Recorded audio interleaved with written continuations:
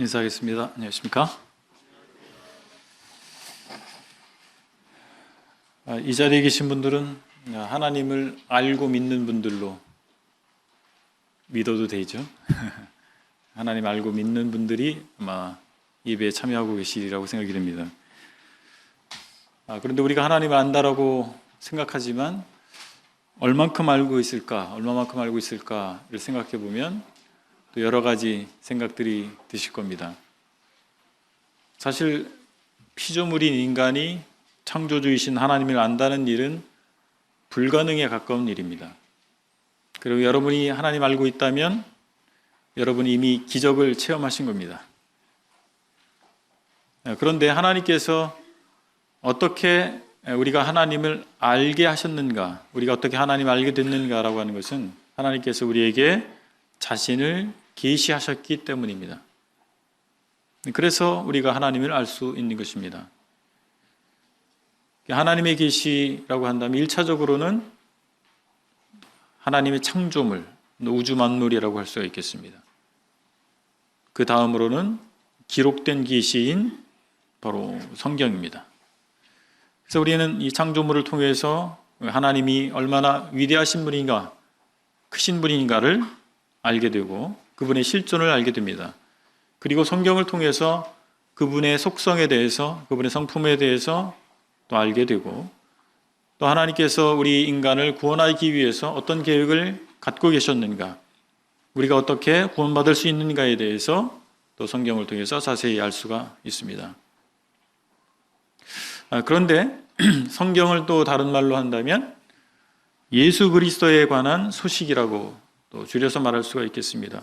특별히 구약 성경과 신약 성경으로 구분이 되어 있는데, 신약 성경은 이 땅에 오신, 사람이 되어 오신 예수 그리스도에 대한 소식이 구체적으로 적혀 있습니다. 그분의 가르침과 그분의 삶에 대해서, 그리고 그분을 따른 제자들의 행적에 대해서, 그리고 그 예수 그리스도께서 사도로 부르신 자들의 가르침이 기록된 것이 신약 성경입니다.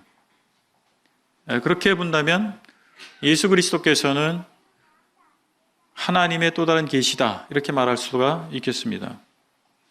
그래서 우리가 예수 그리스도를 온전히 알게 될 때 하나님에 대해서 물론 완벽하진 않지만 아주 핵심적인 부분을 알 수가 있게 될 것이고, 우리에게 두신 하나님의 계획에 대해서, 뜻에 대해서 알게 되는 것입니다.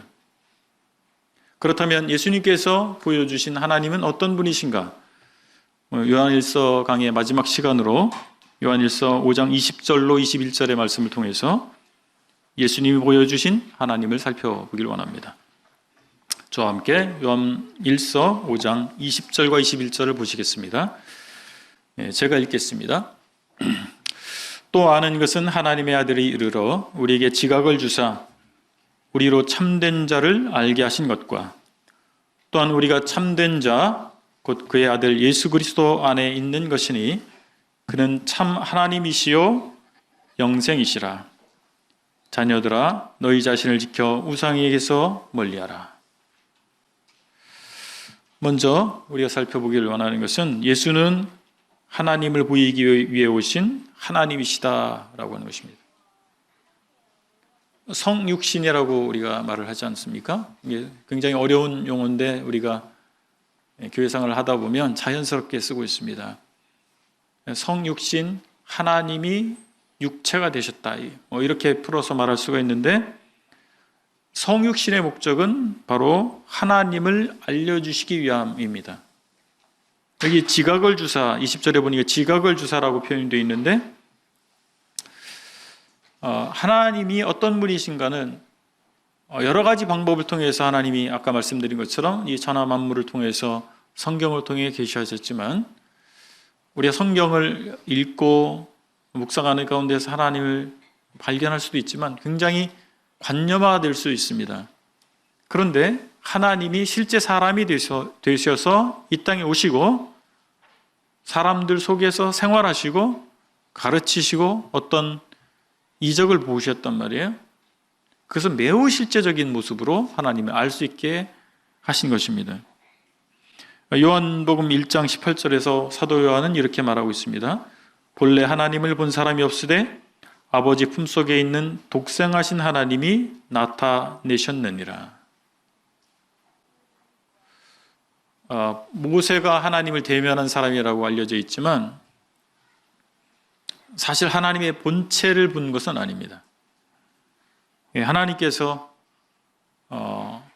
천사의 모습 또는 사람의 모습으로 현현해 주시고 또 떨기나무의 불꽃 가운데서 나타나시고 그렇게 하신 것이지 실제 하나님의 어떤 본체를 모세가 본 것으로 볼 수는 없겠습니다. 왜냐하면 하나님을 본 자는 생명을 보존할 수 없기 때문에 그렇습니다.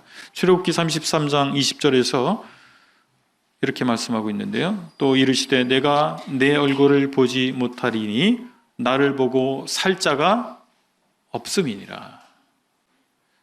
여러분, 이게 피부로 와닿지 않으시잖아요. 하나님을 보면 살 수 없다고? 이유가 뭘까? 여러분들 파일럿 아시죠? 파일럿? 비행기 조종사 파일럿? 특히 전투기를 조종하는 이 파일럿들은 아주 극한의 훈련을 받습니다. 1G라고 하잖아요. 우리가 현재 경험하고 있는 중력이 바로 1G입니다. 그런데 이 파일럿들은 이 비행기가 갑자기 급상승이나 급하강을 하거나 하기 때문에 몇 배, 중력의 몇 배가 되는 어떤 것을 견뎌내야 돼요. 그래서 뭐 2G, 3G, 4G 뭐 이렇게 나갑니다. 그런 훈련을 받을 때 조종사들이 기절을 합니다. 어느 정도 이상이 지나가면 기절을 해요. 제가 이 말씀을 드리냐면 우리가 지구라고 하는 아주 안전한 공간에서 1G라고 하는 평안한 중력에 영향을 받고 있기 때문에 우리가 일상생활을 하는데 전혀 문제가 되지 않습니다. 그러나 이것이 조금만 바뀌어진다면 우리는 생명을 유지할 수가 없습니다. 근데 하나님이 창조하신 이 우주를 한번 생각해 보세요. 끝이 없는 것처럼 보이잖아요. 이 광활한 우주를 창조하신 하나님을 우리가 대면한다라고 하는 것은 우리가 정말 감당할 수 없는, 우리 육체로서는, 이 연약한 육체로서는 도저히 감당할 수 없는 경험을 하게 되는 것이기 때문에 우리 생명이 보존될 수가 없겠죠. 그런데 하나님께서는 특별한 경우에 사람의 모습처럼 나타나셔서 하나님을 대면한 사람이 생명을 잃지 않도록 하시기도 하셨습니다.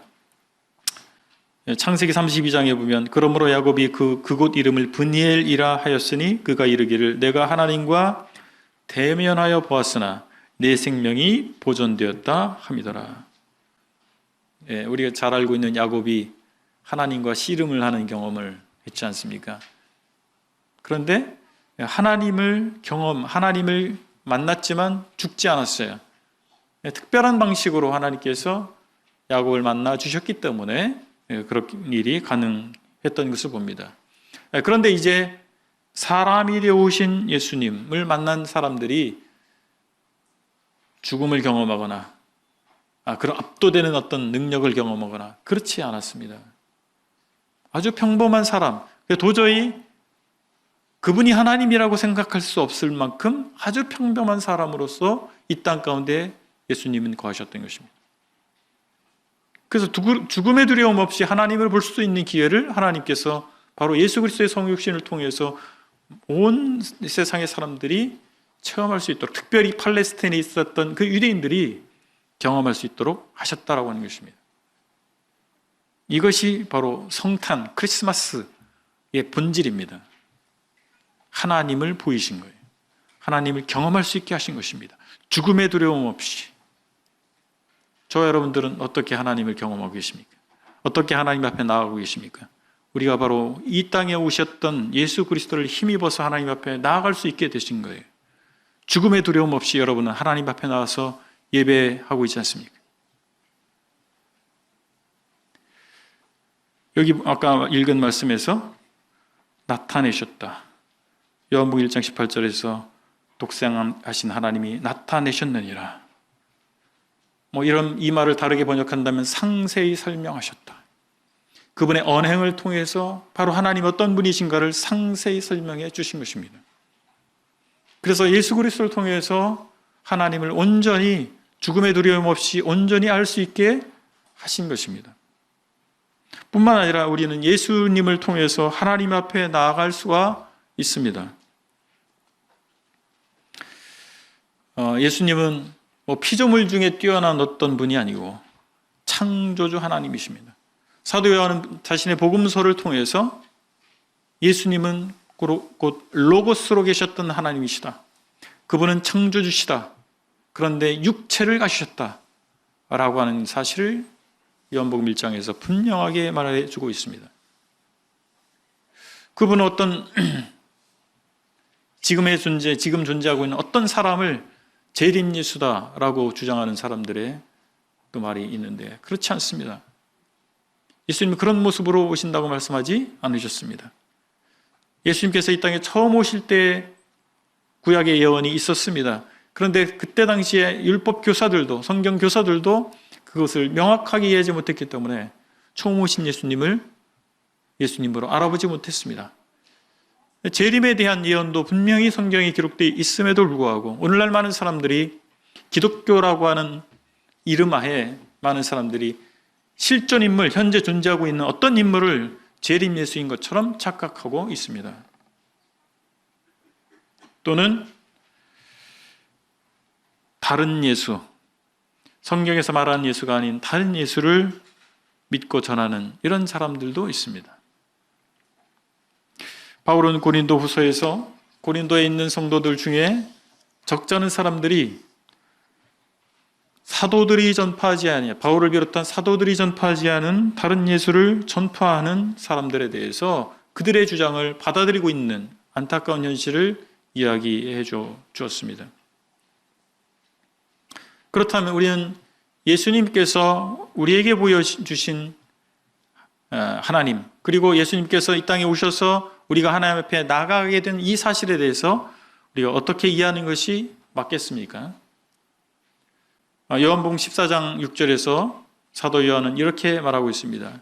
예수께서 이르시되 내가 곧 길이요 진리요 생명이니 나로 말미암지 않고는 아버지께로 올 자가 없느니라. 예수님께서 이 땅에 오신 성육신하신 목적 중에 하나는 우리가 하나님 앞에 나아가서 하나님과 새로운 관계를 맺도록 하기 위함이었습니다. 바로 여기 길이라고 말씀하신 것처럼 예수님을 통하지 않고는 누구도 하나님 앞에 온전한 모습으로 나갈 수 없었습니다. 예수님께서는 우리가 하나님 앞으로 나갈 수 있는 길이 되셨습니다. 그리고 이제 하나님 앞에 나아가서 우리가 하나님과 교제할 수 있는 죽음의 두려움 없이 심판의 두려움 없이 교제할 수 있도록 하신 것입니다. 여러분들은 누구의 이름으로 기도하십니까? 예수 그리스도의 이름으로 기도합니다. 주님의 이름으로 그 말이 예수님이란 뜻이겠죠. 정확한 것은 주 예수 그리스도겠죠. 나의 주님이신 예수님, 그분은 그리스도이십니다. 그분의 이름으로 우리가 기도합니다. 그 이유를 아시나요? 그냥 습관적으로 관용적으로 우리가 기도 끝에 예수 그리스도 이름으로 기도합니다. 그래야 끝나는 줄 알아듣기 때문에 그렇게 기도하나요? 그런 측면도 없지 않아 있지만은 본질은 그것이 아닙니다. 나는 지금 예수님을 의지하여 하나님께 말씀드리고 있습니다. 라고 하는 것입니다. 누구의 이름으로 기도할 것인가가 미국에서 이슈가 된 적이 있어요.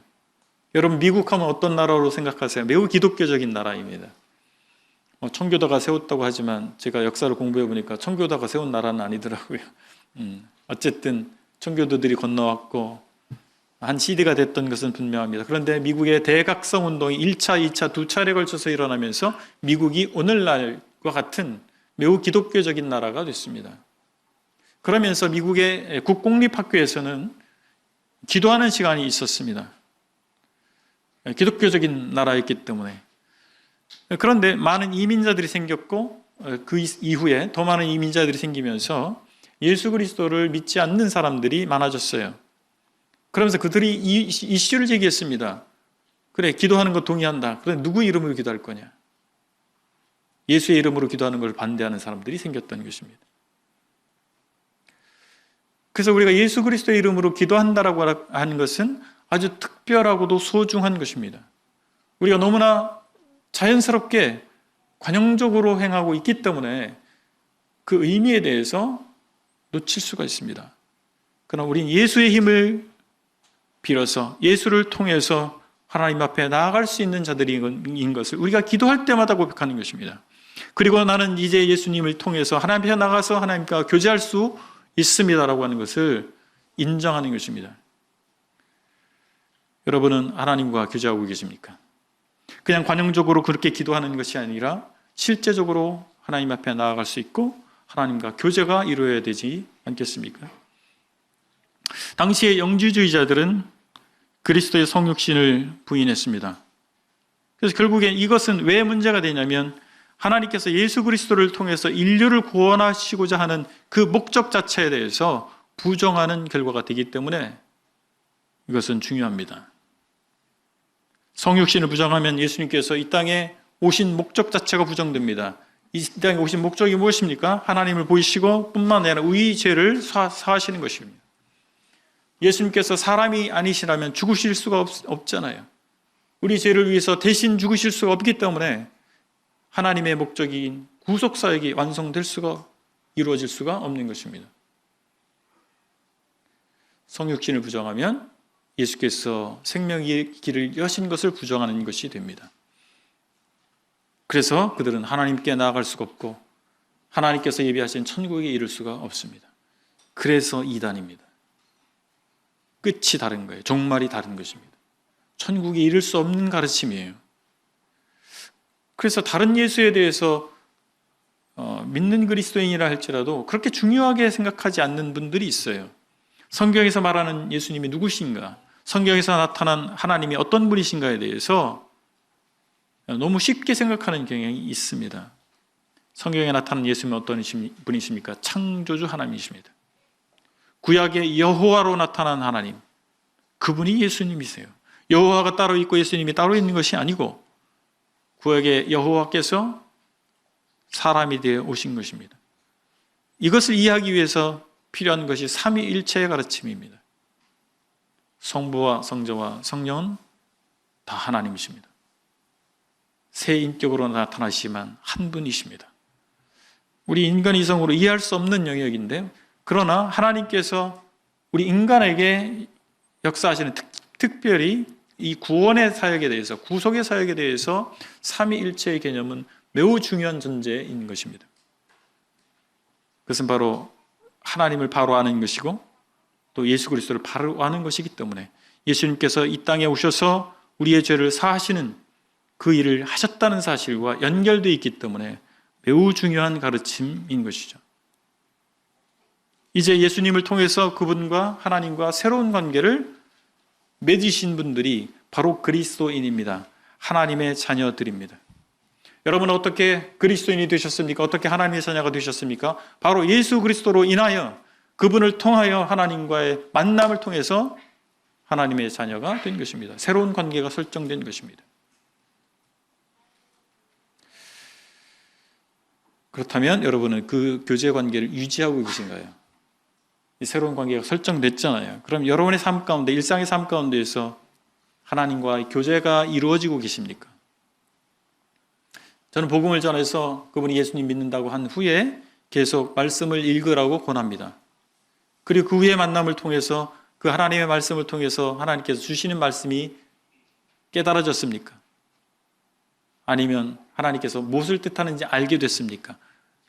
당신의 삶 가운데 그 말씀이 순종되고 있습니까? 이걸 물어봅니다. 이유는 하나님과 새로운 만남이, 새로운 관계가 설정됐다면 그 관계가 유지되겠죠. 그것을 확인하고자 함입니다. 두 번째로는 예수님을 통해서 우리는 사랑과 은혜의 하나님을 봅니다. 로마서 8장 35절에서 바울은 믿는 자들이 하나님의 선하심을 의심하게 만들 수 있는 여러 가지 고난을 구체적으로 열거했습니다. 누가 우리를 그리스도의 사랑에서 끊으리요? 환난이나 곤고나 박해나 기근이나 적신이나 위험이나 칼이랴. 여기서 환난은 어떤 것입니까? 외적인 어려움에서 오는 압박감, 이렇게 표현할 수도 있겠습니다. 거짓 고소, 누군가로부터 거부당하는 것, 또는 신체적인 상해 등으로 인한 어려움이 되겠습니다. 바울은 고린도후서 11장에서 17장 24절 이하에서 그가 당한 고난의 목록들을 열거해 주었습니다. 유대인들에게 40에서 하나 감한 매를 5번 맞았으며 3번 태장으로 맞고 1번 돌로 맞고 3번 파손하고 1주야를 깊은 바다에서 지냈으며 여러 번 여행하면서 강의 위험과 강도의 위험과 동족의 위험과 이방인의 위험과 시내의 위험과 광야의 위험과 바다의 위험과 거짓 형제 중에 위험을 당하고 또 수고하며 애쓰고 여러 번 자지 못하고 줄이며 목마르고 여러 번 굶고 춥고 헐벗었노라. 복받은 인생입니까? 축복받은 인생일까요? 정말 하나님이 사랑하는 사람의 삶의 모습일까요? 하나님 정말 어디 계십니까? 이렇게 말할 만한 상황 아닌가요? 여러분의 인생 가운데서 바울이 열거한 이런 것들이 이루어지고 있다면, 이루어져 왔다면 여러분 어떤 생각을 갖겠습니까? 하나님 어디 계십니까? 그러나 바울은 이 사실을 열거하면서 자신을 향한 그리스도의 사랑을 결코 이런 것들이 막을 수 없었다라고 고백합니다. 우리가 삶에서 마주하는 어떤 고난도 우리를 향한 그리스도의 사랑에서 끊을 수 없습니다. 아멘이십니까? 또 여기서 곤고라는, 로마서 8장 35절에 곤고라는 말이 있어요. 이 헬라어 사전을 찾아보면 공간이 협소하다 이런 뜻입니다. 공간이 협소합니다. 저는 예전엔 그렇지 않았는데 새로운 것들이 많이 생겼어요. 고소공포증이 제가 있어가지고 차 타고 그 다리 있잖아요. 터널 지나고 보면 이 산과 산 사이를 다리로 연결한 그런 데를 운전해 가면서도 막 가슴이 떨려요. 그럼 제 아내가 옆에서 막 재밌어 합니다. 근데 고소공포증 말고 제가 또 다른 게 하나 생겼는데 이 밀폐된 공간에 있으면 막 어려워져요. 숨쉬기가 힘들어지고 폐쇄공포증인가요? 예. 전에 MRI를 한번 상체를 찍을 일이 있어 MRI를 찍었는데 너무 힘들었어요. 한 3, 40분 그 안에서 있어야 되잖아요. 근데 막 숨쉬기가 어렵다는 느낌이 들면서 굉장히 어렵더라고요. 공포감이 몰려오더라고요. 여러분 공간이 협소하다. 이 곤고는 공간이 협소한 거예요. 좁은 공간에 갇혀 있는 상태를 얘기합니다. 여러분 삶을 살면서 그런 경험을 한 적이 있지 않습니까? 사면초가라 그러죠. 한자성어로. 앞뒤가 꽉 막힌, 앞뒤 좌우가 꽉 막혀 있는 느낌. 그런 상황에 있다 할지라도 하나님이 나를 사랑하지 않는 것이 아니다. 바울은 그 말을 해주고 있는 겁니다. 여러분 그거에 동의하십니까? 하나님께서는 우리가 그 압박감을 견뎌낼 수 있도록 힘을 주십니다. 그리고 적절한 때에 그 갇혀있는 상황에서 우리를 건져주십니다. 사람이 감당할 시험 밖에는 너희가 당한 것이 없나니 오직 하나님은 미쁘사 너희가 감당하지 못할 시험당함을 허락하지 아니하시고 시험당할 즈음에 또한 피할 길을 내사 너희로 능히 감당하게 하시느니라. 바울이 고린도 성도들에게 쓴 글이지만 그것은 바울의 체험으로부터 나온 말이라고 생각이 됩니다. 내가 경험해보니 여러분들 너무 두려워하지 마세요. 여러분 하나님이 여러분을 사랑하지 않는 게 아닙니다. 내가 경험해보니 하나님이 정말 사랑하고 계십니다. 그리고 감당케 하시고 적절한 때에 건져주셨습니다. 여러분도 그렇게 하실 것입니다. 우리 신앙에 연륜이 필요한 것이 이런 것 같아요. 저도 청년 시절에 열심히 하나님 섬겼던 못 모르고 그랬던 부분도 있습니다. 근데 세월이 지나면서 여러 가지 경험을 통해서 그 말씀이 이 의미였구나 라고 하는 것을 고백하는 경험들을 하게 됩니다. 그래서 후배들에게 단전으로부터 나오는 말을 할 수 있겠더라고요. 여러분, 단전으로부터 나온 소리 아시겠죠? 하나님의 사랑은 죄와 허물 안에서 죽은 우리에게까지 닿을 만큼 충분히 깊습니다. 죄가 더한 곳에 은혜가 더하더라.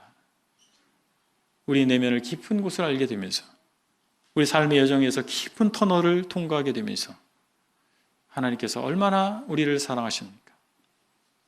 나에게까지 하나님께서 오셨구나. 그 사랑이 나에게까지 미쳤구나 하는 사실을 고백하게 되는 것입니다. 절망스러운 상황에 처하면 아까 말씀드린 것처럼 하나님 도대체 어디 계십니까? 이렇게 부르짖을 수도 있습니다. 제가 고등학교 시절에 생사를 오가는 어머니를 바라보면서 하늘을 향해 외쳤던 말입니다. 하나님 어디 계십니까? 그러나 사람들이 고난과 절망 가운데 처하는 것이 하나님의 본심이 아님을 그 후에 알게 됐습니다.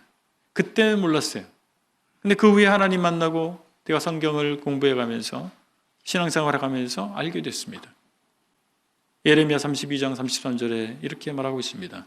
주께서 인생으로 고생하게 하시며 근심하게 하심은 본심이 아니시로다. 하나님께서는 자신을 배반하고 떠난 인생을 찾아오셨습니다. 어떻게요? 사람이 되어 찾아오셨습니다. 우리를 버리지 않으셨던 겁니다. 우리는 마치 하나님께서 우리를 버린 것처럼 생각했습니다. 그래서 하나님 원망했어요. 그런데 하나님께서는 우리를 버리신 게 아니었어요. 하나님은 자신의 방법이 있었던 것입니다. 당신의 계획이 있었던 거예요. 이 땅에 사람이 되어 찾아오셨습니다. 그리고 우리의 질고를 대신 지셨습니다. 그래서 저와 여러분들은 이렇게 고백할 수 있습니다. 주님, 저를 위해 오셨군요. 저를 위해 십자가에 달리셨군요. 감사합니다. 제가 몰랐습니다. 주님께서 저를 그토록 사랑하셨는 줄 제가 몰랐습니다. 우리의 지각으로 다 이해할 수 없지만 하나님께서는 창세전에 그리스도를 예비하시고 때에 맞춰 이 땅에 보내셨습니다. 하나님께서는 그리스도가 이 땅에 오시고 죽음에 이르도록 예비하셨다는 사실을 에베소서 1장을 통해서 말해주고 있습니다. 나는 몰랐지만 하나님께서는 영원에서 나를 바라보고 계셨던 겁니다. 영원에서 나를 지켜보고 계신 하나님. 그 하나님께서 나에게 임하신 것입니다. 저와 여러분들의 인생 가운데 임하셨습니다. 그때 그 순간 우리가 하나님 만났습니다. 예수 그리스도를 통해서 하나님 만난 것입니다. 세 번째로 철학과 사상이 아닌 하나님의 사랑과 은혜 가운데 거해야 됩니다. 21절에서 우상에 대해서 얘기합니다. 우상을 멀리하라. 우상은 우리 삶 속에 있습니다. 여기 20절에서는 참 하나님에 대해서 요한이 이야기하고 21절에서 우상에 대해서 말합니다.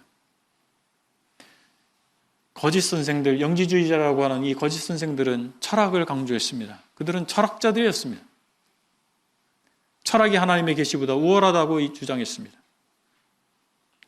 하나님이 아닌 것을 진리로 여기는 것이 우상입니다. 우상 숭배입니다. 참되신 분은 하나님밖에 없지 않습니까? 여러분, 저도 나름 철학에 관련된 책자를 좀 보고 공부를 했는데 본질을 탐구한다는 차원에서 철학은 가치가 있다 생각됩니다. 본질을 탐구한다. 이 책상을 어떻게 잘 만들까? 이건 우리 인생의 본질과 크게 관련이 없잖아요. 근데 나는 누구인가? 이 우주의 본질은 무엇인가? 우주의 목적은, 존재의 목적은 무엇인가? 철학은 이런 것을 탐구하는 거거든요.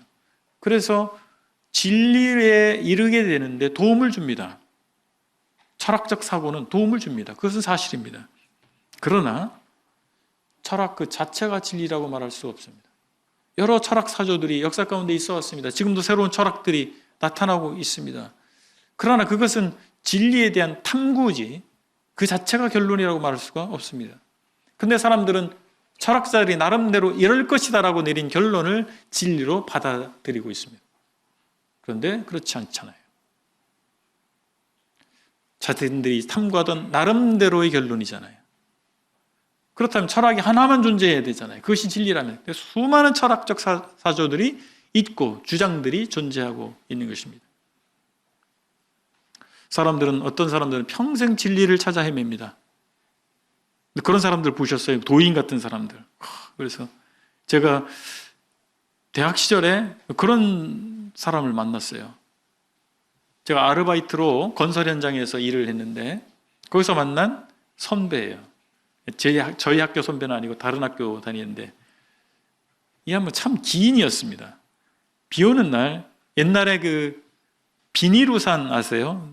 대나무로 이 살이 돼 있고 기둥도 대나무로 돼 있고 이제 비닐이 씌워져 있는 그런 우산이 있었습니다. 비닐 우산을 알고 계신 분들은 9세대들일 거예요. 비닐 우산이 있는데 비닐 우산을 사서요. 비닐을 다 뜯어냅니다. 그리고 대나무 그것만 쓰고 가요. 비가 오는데. 그런 사람 보셨어요? 그 사람 멀쩡한 사람이거든요. 약간 정신병원 가야 될 사람은 아니에요. 근데 그분하고 이렇게 대화하면서 참 독특하다 이런 생각을 했습니다. 그 대화를 하다 보니까 이 사람이 그런 사람이에요.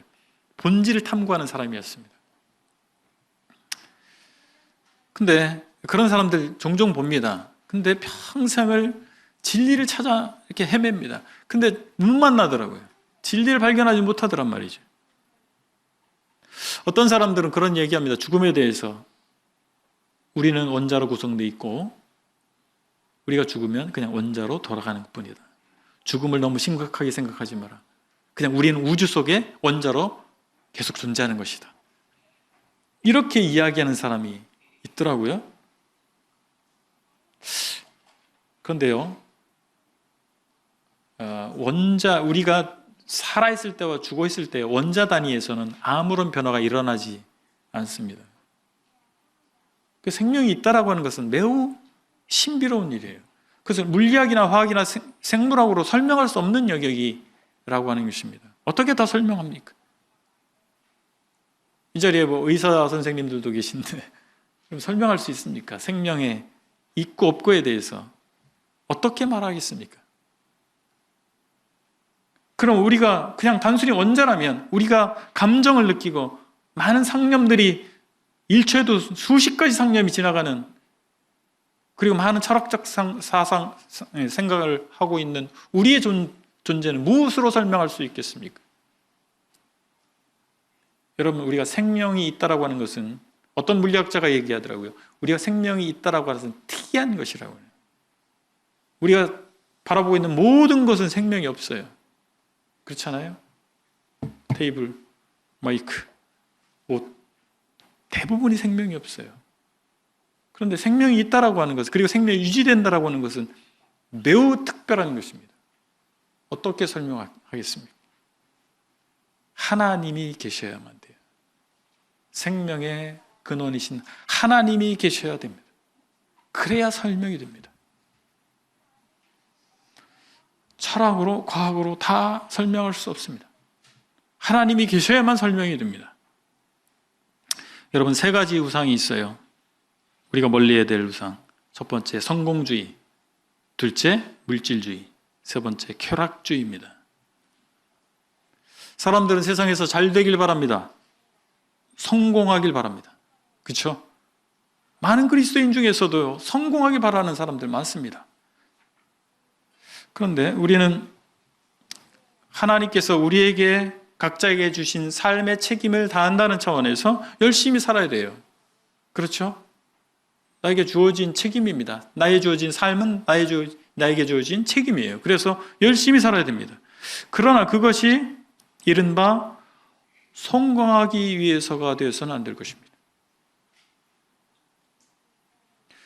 우리가 하나님의 부름을 따라서 주어진 삶에 충성하는 것과 세속적 성공을 위해서 분투하는 것과 혼동하지 말아야 됩니다. 여러분, 사람들이 설정한 성공이라고 하는 것이 하나님께서 우리를 부르심과 맞지 않는 게 너무나 많아요.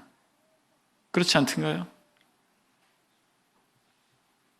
그리고 사람들은 풍요로운 삶을 추구해 왔습니다. 인류 역사 가운데서 풍요로운 삶을 추구하지 않은 적이 없어요. 계속해서 풍요로운 삶을 추구해 왔습니다.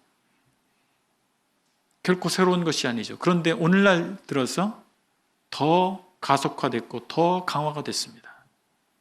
그렇지 않습니까? 그리고 우리는 다양한 소비 욕구의 충족을 당연시하거나 지향하는 풍조 가운데 살고 있는 것입니다. 다양한 소비 욕구. 소비 욕구는 물질적인 것에만 있지 않습니다. 정서적 소비도 있습니다. 그래서 많은 문화 콘텐츠들이 우리가 살고 있는 사회에 소비되고 있지 않습니까? 여러분 뮤지컬 보셨어요? 저희 첫애가 갓난아이일 때 명성황후라는 뮤지컬을 보고 제가 큰 충격을 받았어요. 야, 뮤지컬이 이렇게 어마어마한 거구나. 정말 재밌더라고요. 거금을 내고 들어가서 S석에는 앉지 못했지만 B석에 앉았지만 우리는 물질적인 소비만을 생각하는데 그렇지 않습니다. 우리는 정서적 소비, 문화적 소비도 많이 하고 삽니다. 아이러니하게도 사람들은 무소유를 가르친 법정을 소유하고 소비하고 삽니다. 그렇지 않습니까? 법정의 가르침을 소유하고 싶고 그것을 소비합니다. 그것이 하나의 마케팅이 되고 있지 않습니까? 아이러니한 일이죠. 법정의 가르침의 핵심이 무엇입니까? 무소유예요. 근데 그것을 사람들은 소유하고 소비하고 사는 것입니다. 그리스도인들은 하나님의 이름을 빙자해서 자신의 소유 욕구에 대한 충족을 정당화할 수 있습니다. 이것이 우리가 경계해야 될 것입니다. 바울은 주님은 성경에서 우리가 먹을 것과 입을 것이 있은즉 족한 줄 알라고 말씀하셨는데 끝이 없습니다. 얼마나 더 맛있는가, 얼마나 더 건강한가, 얼마나 더 예쁜가, 멋있는가, 그것을 입을까. 제가 기업에서 13년간 그런 일을 했어요. 사람들의 소비 욕구를 자극하는 일을 디자인하고 그걸 만들어내는, 생산해내는 일을 제가 했습니다. 우리가 돈을 지불하고 사는 것 중에 많은 부분은요, 우리의 그 허영의 욕구를 충족시키는 비용입니다. 그것을 마케팅 전문가들은 잘 알고 있는 거예요. 자, 즐거움이라고 하는 것이 있습니다. 우리 삶에 있어서, 오늘날 우리 삶에 있어서 또 하나의 화두는 즐거움입니다. 사람들은 즐거움을 위해서 대가 지불을 주저하지 않습니다. 어느새 우리나라도 더 이상 마약 청정 국가가 아닙니다. 어떻게 이렇게 되는지 모르겠어요. 네. 마약 범죄가 난무하고 있고 일반적인 사람들 속에서도 마약이 유통되고 있습니다. 근데 왜 그렇게 됐을까요? 네, 즐거움을 추구하는 나머지 그 정점이 마약이거든요. 사람들이 맛볼 수 있는 최상의 즐거움, 최상의 쾌락을 맛볼 수 있는 도구가 마약이기 때문에 그렇습니다. 본질이 어디에 있는지 관심이 없어요. 그러니까 말초적 자극에 초점을 맞추게 되어 있습니다. 사람들이 책을 읽지 않고 유튜브를 봅니다. 정보를 책에서 얻지 않아요. 유튜브를 통해서 얻습니다. 물론 그것을 복음적으로 사용할 수도 있지만 유튜브 콘텐츠 보니까 7분, 8분을 넘기지 말라고 하더라고요. 안 봅니다. 긴 거 보지 않아요. 짧은 것만 봐요. 그리고 자극적인 것을 원합니다. 그렇다면 그리스도인인 우리는 어떻습니까? 여러분은 행복을 추구하지 않습니까? 절대적 금욕을 추구해야 된다. 제가 그 말을 하고 싶은 것이 아닙니다. 성경이 절대적 금욕을 말하고 있는 것이 아니에요. 과연 우리는 무엇을 더 중요시 여기는가라고 하는 것입니다. 여러분, 행복을 추구할수록 불행해진다는 거 아세요? 행복은 추구할수록 불행해져요. 왜냐하면 우리가 기대하는 행복은 언제나 우리의 삶과 거리가 있기 때문에 그렇습니다. 그래서 행복을 추구할수록 불행해지는 거예요. 그 거리감을 느끼기 때문에 그렇죠.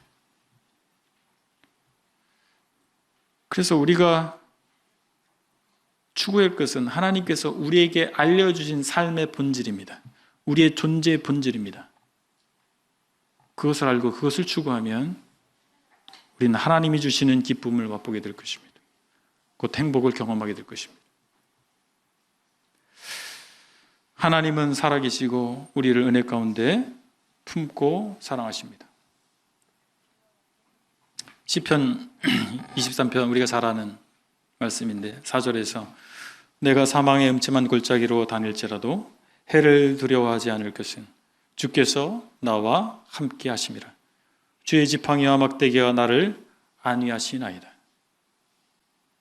다윗의 고백이 저와 여러분들의 고백이 될 수 있기를 바랍니다. 우리가 삶에서 그냥 이 텍스트로가 아니라 성경 속에 있는 텍스트로가 아니라 우리 삶에서 내가 사망의 음침한 골짜기를 다닐지라도 해를 두려워하지 않을 것은 주께서 나와 함께 하십니다. 주님 나와 함께 하십니다. 이런 간증을 우리가 고백을 할 수 있게 되기를 바랍니다. 우리의 삶은 결코 헛되지 않다라고 주님은 말씀해 주셨습니다. 우리가 이 땅 가운데에서 했던 희생과 헌신에 대해서 보상하실 것을 약속해 주셨습니다. 요한계시록 21장 4절에서 이렇게 말씀합니다. 모든 눈물을 그 눈에서 닦아주시리. 다시는 사망이 없고 애통하는 것이나 곡하는 것이나 아픈 것이 다시 있지 아니하리니. 모든 눈물을 그 눈에서 닦아주신다고 약속하셨습니다. 우리는 살아가지만 한편으로는 죽어가고 있습니다. 우리가 믿음으로 성육신하신 그리스도를 믿는 삶을 살게 될 때 하나님의 은혜와 사랑을 체험하게 될 것입니다. 결국에 이 세상을 우리가 떠나게 돼서 하나님 앞에 가게 됐을 때 우리를 그 품에 안아주시고 모든 눈물을 닦아주실 것입니다. 그래서 믿는 사람들은 금생과 내생에 복이 있는 것입니다.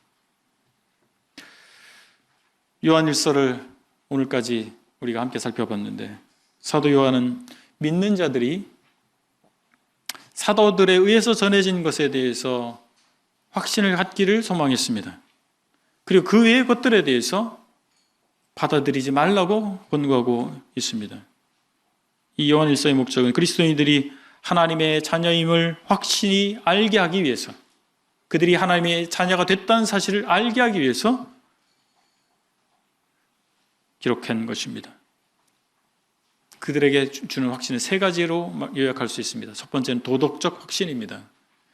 그리스도의 명령에 순종하는 것이 바른 삶이라고 하는 것입니다. 그것이 옳다라고 하는 것입니다. 두 번째는 사회적 확신입니다. 형제를 사랑하는 것이 올바른 것이다. 그것이 마땅하다라고 하는 것입니다. 마지막으로 교리적 확신입니다. 성육신을 믿는 것입니다. 하나님께서 사람이 되어 오셨다라고 하는 것입니다. 이 세상에서 그릇된 구원관을 주장하는 사람들이 있습니다. 행위 구원입니다. 많은 이단들은 여러 가지 잘못된 것들이 많이 있어요. 그러나 이단들의 공통점은 무엇인 줄 아십니까? 행위 구원입니다. 그들이 말하는 어떤 규범 안에 들어가야 됩니다. 그리고 어떤 사람들은 사실 그렇지 않은데 구원받았다고 착각하는 사람들이 있어요. 또 어떤 사람들은 참된 그리스도인임에도 불구하고 자기가 구원받았다는 사실을 확신하지 못하는 사람도 있습니다. 왔다 갔다 하는 사람도 있어요. 그래서 요한일서는 오늘날의 우리들에게도 필요한 서신입니다. 우리가 성육신하신 예수 그리스도를 온전히 알고 믿게 된다면 우리에게 은혜를 베푸시고 사랑하시는 하나님을 알게 됩니다. 그리고 그 안에서 우리는 구원의 확신을 갖게 될 것이고 믿는 자다운 삶의 행태를, 삶의 성격을 가지고 살아가게 될 것입니다. 우리가 믿는 예수님은 활자 속에 또는 성화 속에, 그림 속에 있는 분이 아니라 나와 함께 하시고 나의 존재의 근원이자 이유가 되시는 분이십니다. 나 자신의 연민 때문에 우리가 눈물을 흘리기보다 십자가에 달리신 예수님 때문에 눈물 흘리는 저와 여러분 되시길 바랍니다. 그리고 나 자신의 성취와 평안 때문에 기뻐하기보다는 주님의 뜻이 이루어짐으로 기뻐하는 우리가 되기를 바랍니다. 기도하시겠습니다. 아버지 하나님, 많은 사람들이 크리스마스를 축하하고 재미를, 즐거움을 나누고 있습니다. 그러나 주님께서 이 땅에 오신 이유가 무엇인가에 대해서, 또 주님께서 보여주셨던 하나님이 어떤 분인가에 대해서 사람들이 관심이 없습니다. 그러나 하나님께서 특별한 은혜를 허락하셔서 저에게 하나님을 알게 하시고 예수님을 제대로 알고 믿을 수 있도록 은혜 베풀어 주신 것을 감사를 드립니다. 이제 저희 자신을 위해서 사는 것이 아니라 저를 위해서 십자가에 달리시고 또 우리를 위해서 부활하신 하나님의 아들을 믿는 믿음 안에서 저희가 살 수 있기를 원하고, 그런 삶으로 살아가게 될 때 하나님께서 주시는 모든 복락이 우리 삶에 있을 것을 인해서 감사를 드립니다. 예수 그리스도 이름으로 기도했습니다. 아멘. 감사합니다.